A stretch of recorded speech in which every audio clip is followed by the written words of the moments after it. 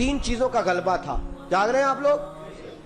ایک سخاوت بڑی تھی حضرت عثمان کی طبیعت میں، اور دوسری نرمی بڑی تھی، تیسری حیا بڑی تھی، غلبہ رہا، غلبہ۔ حضرت ابو بکر صدیق کا زمانہ تھا تو ایک شخص ملک شام کا رہنے والا، بڑا قرضہ چڑھ گیا اس پہ، تو وہ حضرت ابو بکر صدیق کے پاس آیا، کہنے لگا آپ امیر بھی ہیں اور امیر بھی ہیں، دونوں باتیں ہیں۔ ایک امیر یہ ہے کہ مسلمانوں کے سربراہ ہیں، اور دوسرا اللہ نے آپ کو مال و دولت بھی عطا فرمایا ہے، تو میرے اوپر قرضہ چڑھ گیا ہے تو مہربانی فرمائے۔ وہ کہتا ہے حضرت صدیق اکبر نے میرا ہاتھ پکڑا، گھر کے اندر لے گئے، باہر سے دروازہ بڑا اعلیٰ تھا لیکن گھر کے اندر گیا تو چارپائی بھی کوئی نہیں تھی، کھجور کی چٹائیاں بچھی ہوئی تھی، کھجور کی چھال کی، اور وہ بھی پھٹی ہوئی۔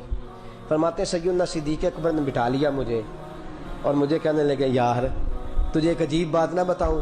کہ بتائیے۔ فرمانے لگے 3 دن ہو گئے میں نے اناج کا دانہ بھی نہیں کھایا، کھجور کے اوپر گزارا کر لیتا ہوں میں، آج کل حالات میرے ٹھیک نہیں ہیں۔ لگا جی پھر میں کیا کروں؟ تو آپ فرمانے لگے تو عثمان غنی کے پاس جا۔ کس کے پاس؟ شخص کہنے لگا جی مجھے تو بہت سارے پیسے چاہیے۔ تو آپ نے فرمایا تیری سوچ وہاں ختم ہوتی ہے جہاں سے عثمان کی سخاوت شروع ہوتی ہے، تیری سوچ وہاں تو جو سوچتا ہے نا اتنے ملیں گے، تیری ختم ہوتی ہے سوچ جہاں سے عثمان کی سخاوت شروع ہوتی ہے، تو جا۔ کہنے لگا جی آپ کا نام لوں؟ فرمایا ضرورت ہی نہیں پڑے گی۔ کہا جی میں ذکر کروں گا کہ مجھے امیر المومنین نے بھیجا ہے۔ فرمایا ضرورت ہے، صرف اتنا تو جا کے بتانا کہ میں مقروض ہوں اور رسول اللہ کا نوکر ہوں صلی اللہ علیہ، اتنا بتانا کہ مسلمان ہوں، مصطفیٰ کا غلام، بس، اور کسی اضافے کی ضرورت۔ کہا جی وہ دلیل مانگیں گے؟ فرمایا عثمان خیرات کرتے تفتیشیں نہیں کرتا، عثمان اللہ کی راہ میں دیتے ہوئے تفتیشیں 10 روپے دینا اور 100 بات سنانا فقیر کو، تک تو نہیں نا؟ 10 روپے اور 100 قسم کے تانے نہ دے تو میاں چشم پوشی کر جا۔ تجھے کس نے اجازت دیا ٹٹولنے کی، پھولنے کی اور کرودنے کی؟ یہ حال اگر تیرے ساتھ کیا جائے، رب اگر تجھے ٹٹول کے دے تو تیرا کیا بنے؟ رب کریم اگر تجھے ٹٹول کے دے کہ پہلے بتا نمازیں کتنی پڑھی ہیں، سویرے اٹھتا ہے کہ نہیں، تو تیرا کیا حال ہوگا؟ تو ٹٹولتا پھرتا ہے 10 روپے دینے کے لیے۔ حضرت عثمان غنی کی عادت نہیں، وہ شخص کہتا ہے میں چلا گیا، پوچھتا پچھاتا دروازے پہ پہنچا، دروازے پہ دستک دی تو حضرت عثمان غنی کے اندر سے بولنے کی آواز ہے، اپنے بچوں کو ڈانٹ رہے ہیں، کہتے ہیں او یار تم لوگ شہد کے اندر، دودھ کے اندر شہد ملا کے پیتے ہو، خرچہ تھوڑا کم کرو، اتنا خرچہ تم نے بڑھا دیا ہے، تم دودھ کے اندر دودھ بھی میٹھا شہد بھی میٹھا، ایک چیز کھا لو، کو بیمار ہو 2 چیزیں استعمال کرتے ہو۔ کہتے ہیں میں نے کہا ابو بکر تو بڑی باتیں بتا رہے تھے، اور اس قسم کے کئی واقعات حضرت عثمان غنی کے ساتھ ہوئے، وہ تو بڑی باتیں بتا رہے تھے، اور یہ آدمی دودھ شہد سے لڑائی کر رہا ہے، اور مجھے کئی 1000 درہم چاہیے، دینار چاہیے، مجھے دے گا؟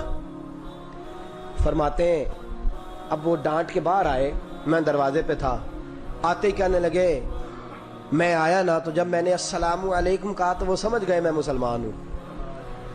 کہتے ہیں وعلیکم کہا تو پہلا جملہ انہوں نے جو بولا وہ ان کے بڑے پن کا مظاہرہ تھا۔ کہنے لگے بچوں کو ایک بات سمجھانی تھی، آنے میں مجھے 1.5-2 منٹ لگ گئے، تو دروازے پہ کھڑا رہا، مجھے معاف کر دینا۔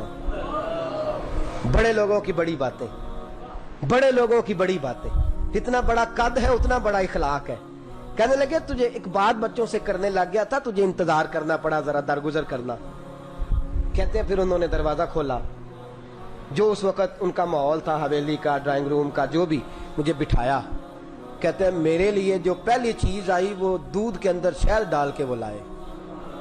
کہتے ہیں میرے دل میں خیال آیا گھر میں جھگڑا کر رہے تھے، مجھے پلایا، اس کے بعد کھجوروں کا حلوہ آ گیا۔ کہتے ہیں میں نے کہا بچوں کو کہہ رہے تھے ایک میٹھی چیز استعمال کرو، میرے لیے 3 آ گئی ہے، 3 آ گئی، عجیب شخص ہے۔ کہتے ہیں میں لیکن ابھی میرا تصور جمع نہیں، میں نے کہا اتنا تگڑا نہیں جتنا حضرت ابو بکر نے بتایا ہے۔ کہتے ہیں کھلا پلا کے نا پھر پوچھنے لگے کیسے آئے ہو، کیسے آئے ہو؟ تو کہتے ہیں میں نے کہا کہ جناب میں مجبور ہوں، آج بہت سارے لوگ ہیں نا جن کے پاس کسی کی بات سننے کا ٹائم ہی نہیں، کہتے ہیں موٹی موٹی بات کریں، آخری۔ حضرت عثمان غنی پوری کھلا پلا کے کہنے لگے کیسے آنا ہوا؟ کہتے ہیں میں نے کہا جی میں مسلمان ہوں، ملک کے شام کے مضافات کے ایک گاؤں کا رہنے والا ہوں. کچھ کاروباری مشکلات آئیں تو میں مقروض ہو گیا. میرے اوپر قرضہ ہے, مجھے کچھ پیسوں کی حاجت ہے. فرمانے لگے, میں نے کچھ پیسے کہا, انہوں نے ایک آواز دی تو ان کا غلام آیا ایک اونٹ کے اوپر لدا ہوا سامان لے کے. کس کے اوپر؟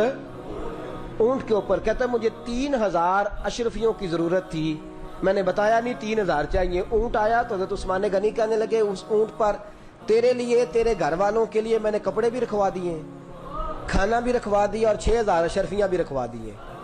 تو پیدل آیا ہے تو اب اونٹ لے کے جا. کہتے میں نے کہا حضور اونٹ واپس کون کرنے آئے گا؟ کہنے لگے واپس کرنے کے لیے دیا ہی نہیں تو تحفہ ہے, تو لے جا.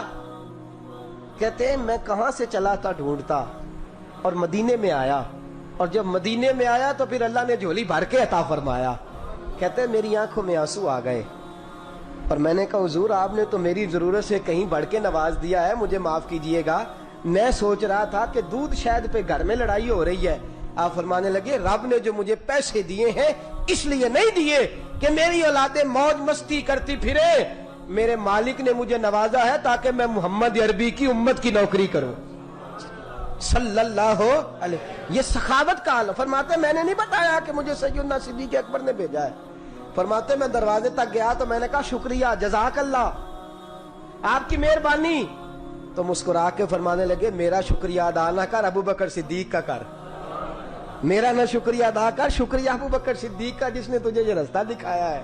فرماتے میں نے کہا حضور آپ فرمایا جاؤ جاؤ جاؤ, تمہارا کام ہو گیا نا, تفصیلات میں نہ جاؤ. یہ شان صحابت سیدنا عثمان غنی رضی اللہ تعالیٰ عنہ کی, اور میں بیان کر چکا چند جمعے پہلے ہی کہ مصطفیٰ کریم کے گھر کے اندر اگر کھانا نہیں نہ پکتا تو یہاں تو لوگوں کو نذرانہ دے کے بھیج دیتے ہیں, لیکن اگر پتہ چلے نا حضور کے گھر میں کھانا نہیں پکا تو وہ شخص جو اس زمانے کے اندر ارب خرب پتی ہے, وہ راشن لے کے آتے ہیں اور نبی پاک کے گھر میں آ کے چولہے میں آگ بھی خود جلاتے ہیں, اپنے ہاتھوں سے روٹیاں پکاتے ہیں, اور غلاموں کی طرح, فقراء کی طرح, نوکروں کی طرح وہ دسترخوان بھی بچھاتے ہیں, اس کے اوپر کھانا بھی چنتے ہیں.